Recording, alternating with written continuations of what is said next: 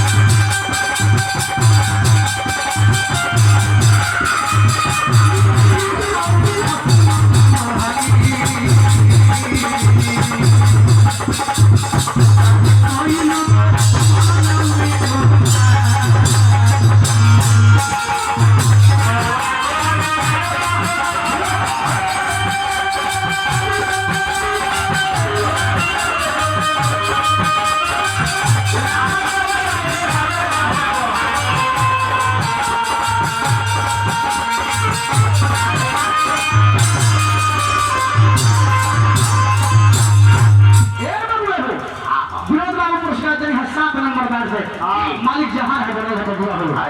रानी के बहुत भरी के लागे वो बहुत नहीं मांगे के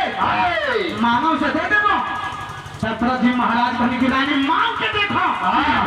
रघुकुल रीति सदा चली आई प्राण जाए बरु बच बनो बल्कि ना ऐसे ना पहले राम की क्रिया था रानी के कोई कहत नहीं पहले राम के शपथ खा कर वरदान मांगो कचा जी क्रिया चरित पर गईबो न जाने अल्लाह बाबू कितना कितना रंगदार के देखिए सुबोध भैया वाली भैया बाहर कितना बड़ा रंगदार है लेकिन जब मेहरारू में जाएगा ना जी वो बाबू चूहिया बोले के पड़ गया ध्यान दो भैया जी रुक जा बहुत सारा पुरस्कार दे रहा हूं ध्यान दे अरे रानी के कोई कहता नहीं है मंडली और थोड़ा तनी को पद नहीं ये नचवा में सोचा कि नचवा में से नचवा में तरीका सब चढ़ी तो ए अल्लाह ने हम 14 कोस कराया आज हम नीचे ऊपर को खाई हो गया